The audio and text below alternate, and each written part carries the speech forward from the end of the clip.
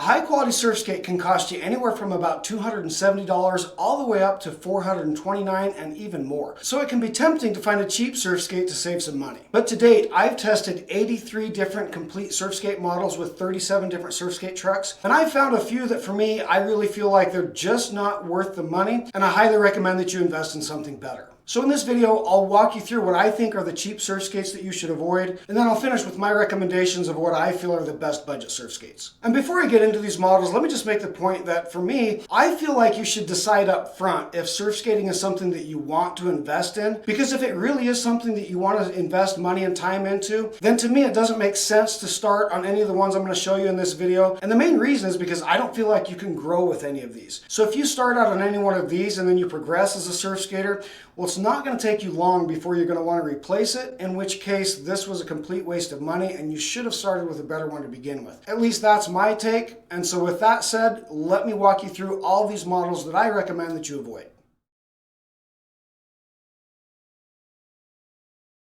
At the top of the list of surf skates to avoid for me are flow surf skates. Flow surf skates on Amazon range from about $89 to $125. And this makes them about the cheapest surf skates you can find, if you can call them a surf skate. So there's really nothing that I like about flow surf skates, but the main reason why I recommend you avoid them is because the truck is very poor functioning. The flow truck is the original version of the slide truck, and slide is now on version 3 of this same truck, and they've fixed all of the flaws of the original truck. The bottom line is that because of how the truck is designed, you have a very limited range of motion, and when you're pumping and you hit the limits of the truck, it has a hard and jarring stop to it that if you're pumping too hard, it'll actually toss you off the board. And aside from the limited range of motion, the flow surf skate truck is just hard to pump anyway. And it's kind of ironic because it's sold as like a kid or a beginner board, but it's actually really hard to pump. And so for that reason, it's really not great for beginners or kids. So if you're asking me, there's nothing of redeeming value about flow, and I'm going to say don't waste your money on flow for sure. Next up, we have NKX surf skates. The prices for these fluctuate on Amazon. I've seen them as low as $99 all the way up to $149. I think I paid $139 for this one. And same thing with the flow. To be honest, there's absolutely nothing at all that I like about NKX surf skates. I would really call them essentially cheap kids' toys. The truck is a very cheap and poor functioning CX clone with very limited range of motion. The deck is completely flat and it's very short, so it only fits shorter riders. The wheels are very poor quality and very slow, and all the other component parts are very cheap and poor quality as well. Next up, we have Charger X surf skates. I paid $129 for this model. At the time of making this, they're listed on Amazon for $179. Like the NKX, the Charger X uses a Carver CX clone. I find this to be a poor functioning CX clone like pretty much all the rest that I've tried. Relative to the CX, it has much limited range of motion. It's harder to pump. It has less rail-to-rail lean, and it just doesn't feel nearly as good. And then aside from that, I don't like anything at all about any of the component parts on the Charger X surf skates. Like the NKX decks, their decks are very short, so they only accommodate short riders. Their decks have this interesting kind of wavy concave to them, which personally I don't find to be comfortable at all. The wheels are very poor quality, very low rebound, so they're very slow and sluggish. The Charger X is like the NKX for me, basically a cheap kid's toy that you're not going to be able to progress on and you'll want to replace if you get any good on it.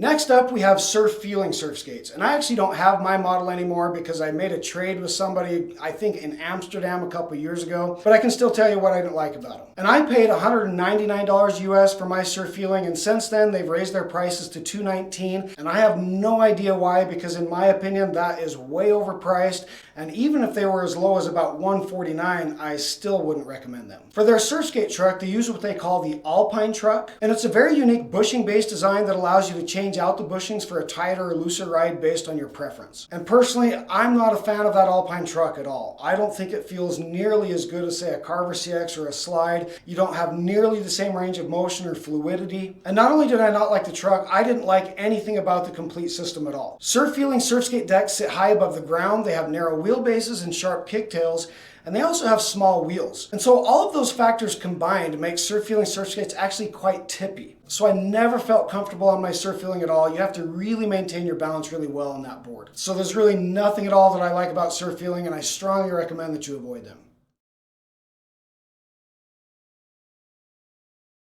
Next up, we have the Decathlon Carve 540 Surfskate. I've seen this as low as $129. I paid $149 for it, and it's currently listed at $159. So this is one of the cheapest complete models you'll find on the market. Like all of these others, there is really nothing at all that I like about the Decathlon. Same as all the others, this is a very poor functioning Carver CX clone. It has design flaws in it that limit its range of motion, so it has far less range of motion compared to the Carver CX. So this board will pump and carve, but just not very well relative to legitimate surf skates. And like the Flow, you'll find that if you pump this aggressively, it has a hard stop to it when it hits the outer ranges of that motion. I also don't like any of the component parts on the Decathlon. I really dislike this deck. This deck is nothing but a flat slab of wood. There's no concave to it at all. And it uses a very coarse grip tape, which means that for me, my front foot is always sliding around on it. The wheels are small and hard, which limits your versatility with it. And the Decathlon is interesting to me because if you watch my full review on it and read the comments, you'll find a lot of people defending the Decathlon. So watch my review, read the comments, make your own decision, but that's my take. For me personally, I find nothing of redeeming value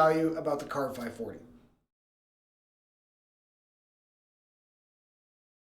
Next up, we have Landyachtz. So Landyachtz offers two models of what they call surf skates on their website. They have their smaller 29-inch pocket knife, and then they have the 31-inch butterlines, which is the one that I have here. And these sell for $199 US. For their surf skate truck, Landyachtz uses what they call the Bear Banger truck. And it's an interesting angled reverse kingpin design with very tall bushings. And personally, I am not a fan of this Bear Banger truck at all. I find it to be very sluggish and slow, especially when you're starting from a standstill. It doesn't have nearly the same range of motion as you get out of other surf skate trucks, and it just doesn't feel nearly as fluid. So like the Decathlon Carve 540, this will pump and carve, but just not very well at all. And to be honest, I really wouldn't categorize this as a surf skate at all. I'd call it more of a pumpable cruiser. The Hogs wheels on this are fine, but I'm not a fan of this deck at all. It's just flat with no concave at all, totally uninspiring. My foot slides around on it as I pump. And the bottom line is I just don't have any fun at all riding this Landyachtz compared to other legitimate surf skates. And especially with it coming in at a price of $199, I'm definitely going to recommend that you apply that money towards a Carver or a slide instead.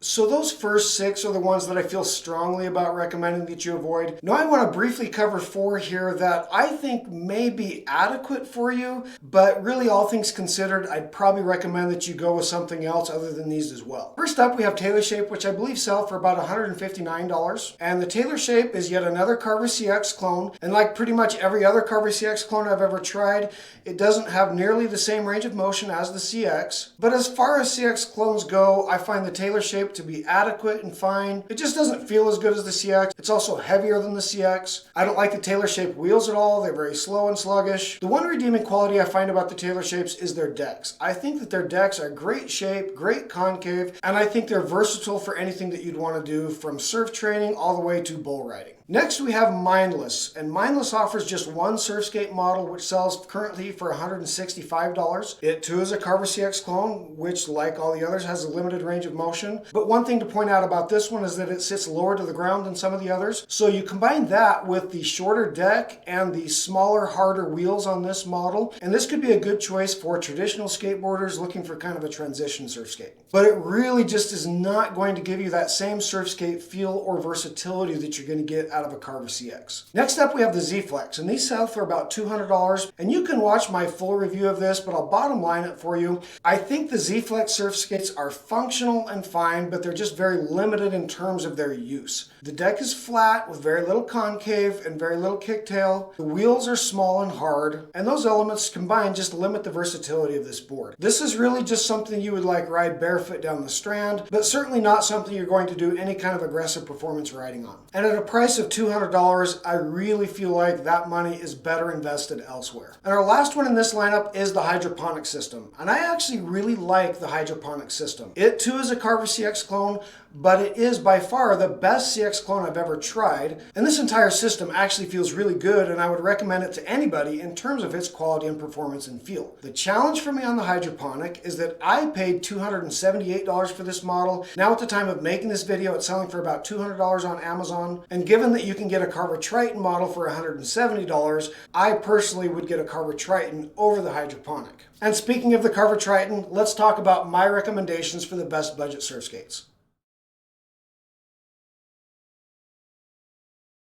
So if you haven't already guessed, my top pick for the best budget surf skate by far is the Carver Triton series. So at the time of making this, a standard Carver CX model costs $270. But you'll find on their website a Triton series where they have 4 models ranging from 29 inches to 32 inches in length, and they offer these for just $170. And the only difference between a Triton model and any of the other CX models is the deck. So the Triton decks are just cheaper, they're not as quality of construction, and they're flatter. They're just not as sexy as some of the other models that you'll find. However, I think they're adequate for any surf skate application, anything from surf training all the way up to bull riding. So on a Triton, you're getting CX trucks, which out of the 37 Surfskate trucks I've tried so far, they're my personal favorites, and I think they're probably the most universal and versatile surf skate trucks for any application. So this complete system is something you can grow with as a surf skater as you progress as a rider without needing to upgrade anything on it. And if you ever do want to upgrade anything on it, it's very easy to replace the bushings, for example. You can also upgrade the wheels easily, and the deck is obviously easily replaceable as well. My second pick for a good budget surf skate are slide surf skates. And I've seen slides as low as $199. At the time of making this, they're going for $219 on Amazon. I like the slide truck, although not nearly as well as I do the CX. For me, compared to the CX, it has limited range of motion, it's less fluid, and it has far less rail-to-rail lean. But it's also low to the ground, and that combined with the limited range of motion can make it a good pick for traditional skateboarders. So I think a slide system is functional and versatile. Personally, I don't like it nearly as well as a Carver CX system. And when you're comparing the price of $219 to $170 for a Carver Triton, for me, I'm always going to point you to a Carver Triton over a slide, but at least now you have these two options to consider as you're looking for a good budget surf skate.